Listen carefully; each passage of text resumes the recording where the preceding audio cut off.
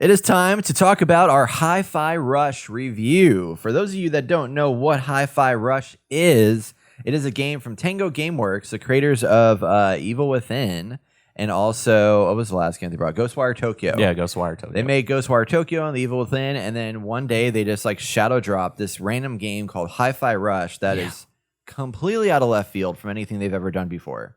And in this game, you play this guy. What's this guy's name? Do you remember his name? He's Dude, I Defect. stopped So he's- playing it, so I don't remember. You're not supposed to spoil the ending, man. The ending of me not playing it anymore.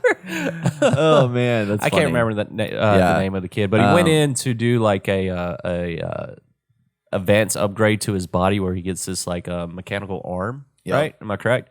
And he had his like little iPod thing with him, and he's always into music and always jamming out. Well, he accidentally dropped it, and whenever he was getting like added with the robot components, his iPod landed on his chest, and now it's part of him, Like Iron Man. but with music. And I think that's the big thing about this game is the music and hitting the beats at the correct time. Yep. So. It's a rhythm action game. Yeah. Yeah, and they do that part well. Like this thing, one thing I've noticed about this game they'll see it instantly is that you can tell that this game had a pretty healthy budget because the art style is great, the mechanics are great, the music piece of it like takes it from like a plain old ordinary game to like actually something of interest and intrigue because the whole entire mission structure is set up as like songs. And then each song has a series of choruses and verses and things like that, and those are your different like segments of a mission. So at the end of each segment, you get a score based on how well you did to like hitting things to the beat and all that stuff. And then at the very, very end, it tallies up like all of your overall score from that song, that track, and that's your overall score from a mission. And apparently, there's 12 tracks in this game, I believe, is what I looked up. So there's about 12 missions. Each one's broken up into like 10 choruses, 10 verses and choruses or whatever. And it's an interesting approach to a mission structure. It's still the same at the end of the day, but it's just the way in which they name it and present it is very unique and interesting. So I thought that was really cool. Mm-hmm. But yeah, I mean, you learn early on the goal of this game is you can mash the buttons and just like hit shit and be fine. You basically use two buttons on the thing. You have a heavy attack and a light attack, and then you mash a bunch of those different buttons to do different types of combos. But if you do them to the beat of the music, then you end up doing more damage and actually taking people out more. And you can see the beat like in the world itself because everything around it, the environment follows the beat of the music. You can slightly hear it too. And plus you can pop up a guide to help you find that beat. And that's pretty unique. And then you have that little cat thing that follows you around and shows you the beat as well. And I saw in the accessibility options, you can change how the pulsate comes out of the cat to 3 different ways. Yeah, I thought it was cool. Because by default, it's like a ring around it, like flat though. You can change it to be a vertical ring so that it's much more of a circle. Or you can have it be like kind of like a pulsating like set of, I don't know, 2 pieces coming in together to like link up. So I thought that was pretty neat. There was some cool things there. Did you have trouble like hitting those beats in combat? Yes, especially the heavy attacks. That's where I struggle with. I eventually struggle figured out like the main attack beats where I'm just like mashing X button or whatever.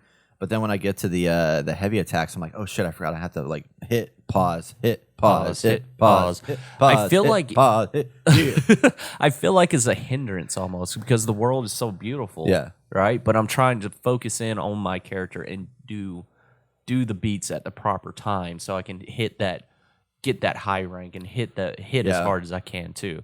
And that's what like really turned me off because it started feeling, I don't know, repetitive for me. And I was just like, I'm not enjoying this anymore.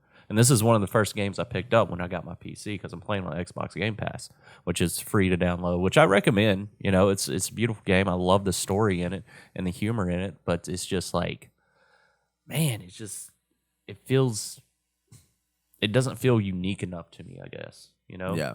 So, well, it's got a really flashy presentation, but at the end of the day, like the mechanics of it are pretty simplified. There you go. And it does have it is hard to master once you start getting deeper into like if you can master those hits and those combos and stuff like that, because you start unlocking new combos from upgrades you get from around the world by picking up like cogs and gears and stuff like that, and then you get different types of abilities that you can run with and stuff like that, which I thought was really cool. But it definitely is just feels like a very when you're going between combat scenarios, it's the most boring game ever. Yeah, because like the platforming's not that great because the way in which the jump works for me like is stiff. I don't know. It just feels stiff when I'm like trying to jump around. So like I fucked up like 10 times when I was trying to like do like basic platforming stuff. Just because. Are you playing on the keyboard and mouse? Or? No, I'm playing with a controller. Oh, okay. Yeah. No. And so that was really frustrating. So it's like I just want to get back to the combat. But the thing about the combat too that was challenging for me was the like there's no way to get health except for like you hit them with the right amount of rhythm. They start dropping little health packs. But I was dying a lot. Like I was actually like getting like not especially like later in the game because I got through 2 or 3. I guess I got through the track 3 is where I ended up stopping. I think you got way further than I did. Yeah. Did you beat the big girl? Nope. Okay. Because like I got to a point where it went to like a side scroller view. And it was like cool. platforming. Yeah. It was cool and all, but like you said, the platforming is very very annoying and stiff. Yes. Very just I feel like I'm supposed to be going forward a little bit more, but I'm not.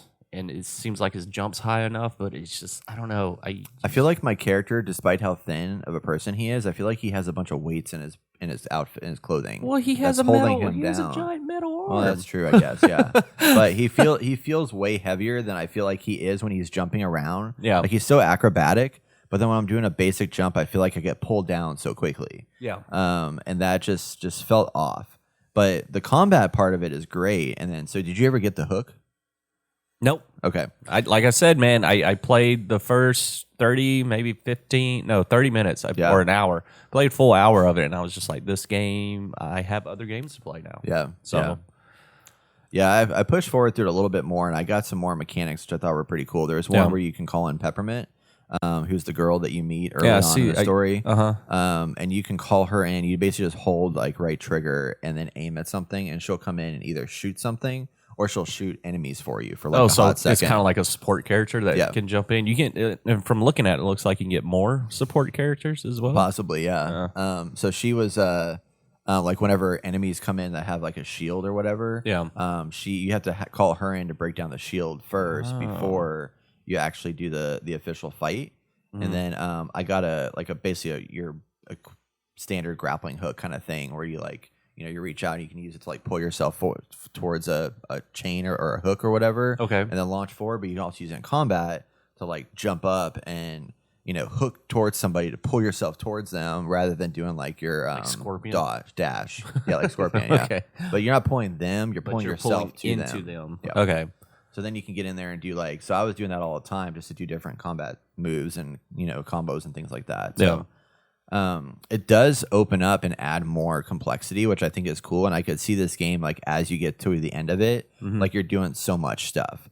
Like, I feel like it's similar to Neon White when I was playing that game, where, like, I started out and I got introduced to, like, a couple of cards, and I knew how those worked. But eventually, by the end of it, I learned so many different card maneuvers that I was, like, bam, bam, bam, doing all these flips and shit, where I felt like a god, But, like, if I go back to the beginning levels, I was like, man, that was so easy now. Because I learned so much over the course of the game. And I could see this going that same pathway. Okay. I mean, I might jump back into it because I did enjoy the story bits and the humor in it, and I love the artwork. It's just like, it felt like such a struggle going through all this easy, I wouldn't even say easy, just the combat and just the repetitiveness. And I was just like, is it really worth my time at the moment? And then I was just like, no. And then I played High on Life, and I just beat it. And I was just like, okay, I feel better now that I'm on PC. So. Yeah. Yeah. I mean, that's the way I'm at with this game too. It's like I think it's a great game to jump in and play, and if it hooks you, it's gonna hook you, and it's gonna really hook you well. But I think I'm in the same boat as you are. It's like it's a good game, but it's not something I love the visuals, but I just don't enjoy the gameplay enough to want to finish it. And I felt that way after playing the first track, and then I played the second track, and I was like, okay, it's a little bit better, but I don't want to be feeling that every time. It's like, oh, okay, it's a little bit better, but You're still forcing myself play a game. Yeah. But the art style is great. The music's great. The story is interesting. The gameplay itself is really good. It's just it gets boring after a little bit. Yeah. And it gets kind of repetitive. So I'd recommend probably downloading it. If you have Game Pass, give it a try. Give it the first track or two. See if you like it. If you don't like it, move on and switch to the next thing. But it's not something that if you have. This is a game that I would wait for like a break in the game world, you know, where there's not like anything coming out. A lull, Yeah. yeah, like the summer lull, which doesn't really exist anymore. Wait for a lull to pick this game up because it's not something I'd be like, oh yeah, let me go pay $50 for this game. I wouldn't want to do that. I think right now on Steam it's like 40. Yeah. Because I saw it, I was just like, did I buy this game? And I was like, oh no, I got it on the Xbox. Yeah. So See, Game Pass, Game man. Pass is Changes where it's your at, life. dude. Like I've been like just scouring it constantly, like so many games and so many like shitty games I don't want to play. I was just like, man, I have so much. And Sam's like, you beat so many games so far. I was just like, yep, that's all I do. That's I have an insane. endless library of stuff. I need to find out because I haven't beat any games lately. So, Really? Yeah. I was on a roll for a while there, and then I just like my life has gotten so busy I haven't been able to. Oh, Yeah. I was hoping this would be a game that I would like. I was super excited to play this game. Yeah. Like whenever they dropped it and it was out of nowhere, I was like, oh man, I'm digging this, you know? But then just jumping into it, I just felt like I was forcing myself to play it. And I'm like, I can't anymore. I might re-download it, give it a second chance. But like for right now, it's not my game.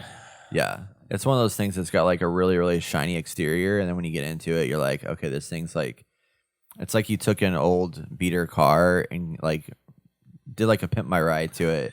Made the exterior look really, really good. But then the inside is still like the old junky inside. car. You know? Yeah. Now that's you know being a little bit harsh on the game, but it's rough. It still gets rough. you to point Yeah. A and B, that rust bucket of a car with a new paint job, but you know what's inside of it. Yeah. So that's Hi-Fi Rush, everybody. If you disagree with us, let us know in the comments below. If you also agree with us, I'd love to hear from you. And what games have you played that are like this that you suggest playing instead? I'm curious about that too. Yeah.